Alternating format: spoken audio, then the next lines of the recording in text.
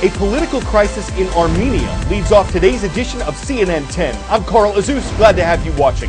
Armenia is a small landlocked nation between Turkey and Azerbaijan. Its government is officially a parliamentary democracy, but large protests welled up in the country's capital recently because the Armenian public believed their former prime minister had done something unconstitutional. Serge Sargsyan was the president of Armenia for 10 years starting in 2008. During that time, he promoted changes in the nation's constitution that made the office of prime minister more powerful than the presidency. And though he said he would not try to become prime minister after his term as president ended, the nation's parliament, which is controlled by Sargsyan's political party, elected to give him the job anyway. Tens of thousands of people protested. They saw this as an illegal power grab. And things escalated when members of Armenia's opposition political party were held by police. On Monday, though, Prime Minister Sargsyan announced he'd resign, saying the street movement is against my tenure. I am fulfilling your demand. So what happens now? Armenia is faced with the task of working out some sort of political compromise so the nation can move forward. There have also been some rapid changes on the Korean peninsula. In late 2017, the international community placed the toughest sanctions, economic penalties, that it's ever put on North Korea after the communist country flaunted its nuclear and missile programs. Now, just a few months later, North Korea's weapons tests have apparently quieted down, and the country's dictator, Kim Jong-un, looks like he's ready to turn his back on years of isolation to appear on the world stage. He's preparing for a summit that'll be held later this week with South Korean President Moon Jae-in and a possible meeting in May or early June with U.S. President Donald Trump. Both South Korea and the U.S. have been rivals of North Korea since fighting stopped in the Korean War in 1953.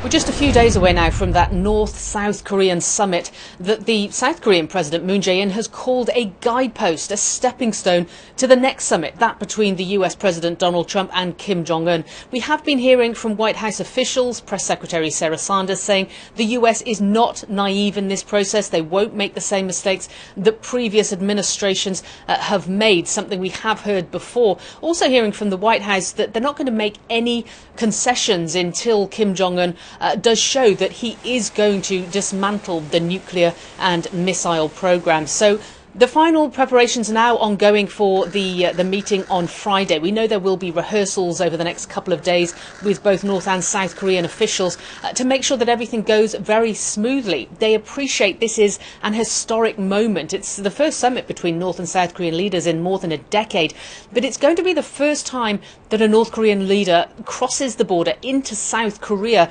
And just for that occasion, they're actually going to let South Korean journalists cross the border into North Korea so they can capture that moment on camera. We're told this will all be broadcast live with a welcoming ceremony and also a banquet after the meeting. The meeting of itself clearly won't be broadcast live. We've also had the menu obviously well thought out. There's food sourced not only from the town of the South Korean president but also the two previous presidents who met the late Kim Jong-il at the two previous summits, the father of the current leader Kim Jong-un. There's also going to be cold buckwheat noodles from North Korea. They're bringing a chef with them and the machine to make those noodles.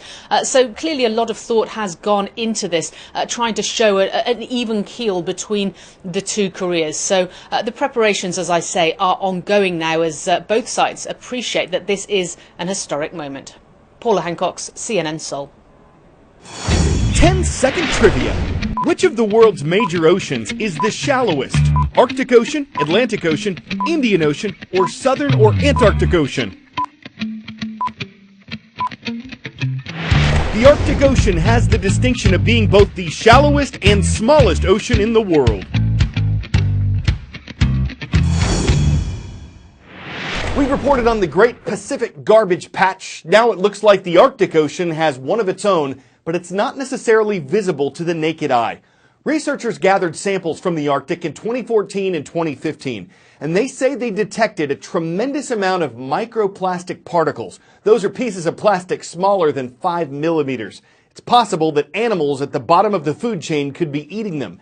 And scientists say the biggest sources for this type of pollution included packing materials, nylon, paint, and a fiber often found in cigarette filters. They believe some of these particles probably traveled through the air at some point on their journey. Last week, we mentioned how scientists had developed an enzyme that can help break down a common form of plastic called polyethylene terephthalate, or PET. Here are the details on how that works. PET is found in everything from plastic bottles to clothing. First developed in the 1940s, it's now a major part of our plastic problem. Euromonitor International forecasts that more than 600 billion PET bottles will be made next year alone. PET can take hundreds of years to break down in the environment, but now scientists have stumbled upon a shortcut.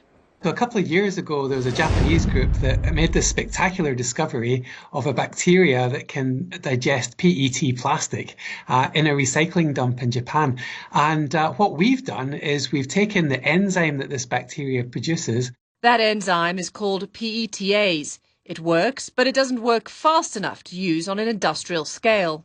Using this particle accelerator in Oxfordshire, UK, McGeehan, along with his colleagues in Brazil and the US, examined the enzyme right down to the atomic level. They found that by tweaking it slightly, it could break down plastic at an even faster rate. The bacteria can break this down in a matter of days or weeks, but what we're hoping to do with the enzyme is just in the same way you use an enzyme in a biological washing detergent, breaking down grass stains. These enzymes, we hope, can break down PET, ideally in a matter of hours. That's our goal. McGeehan says it was the scientific community that developed plastics, and now that same community must use all the technology at their disposal to find solutions to the problems plastics have caused. The subject of today's great big story is a savant, defined as someone who has incredible skill or brilliance. And this is despite the fact that he was diagnosed with autism, a developmental disorder, as a child. Today, Stephen Wiltshire is an architectural artist, and one amazing thing about him is that he doesn't draw his cityscapes from photographs or on plein air. I'm Stephen Wiltshire. I do drawings. Stephen is an artist who creates incredibly intricate drawings of cityscapes. I love drawing tall buildings, tall skyscrapers, skylines, street scenes. And he does this entirely from memory.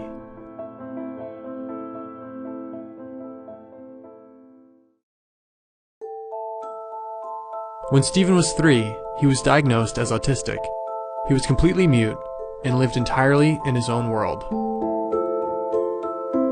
Early on, Stephen's teachers noticed he loved to draw. He had found his way to connect with others.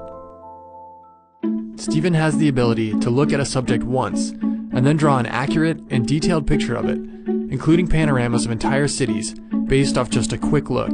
I go up on a helicopter and then memorize it, and then after being on a helicopter and then straight back at the hotel and then started to draw. His incredible talent launched an artistic career that has taken him around the world. Los Angeles, Dubai, Houston, Texas, and Tokyo in Japan. And that's just to name a few. New York's my favorite. Empire State Building, Chrysler Building, and lots of yellow New York taxi cabs. And Stephen has no plans of stopping anytime soon. Someone told me that people liked me drawings. I feel good. Always be happy about it.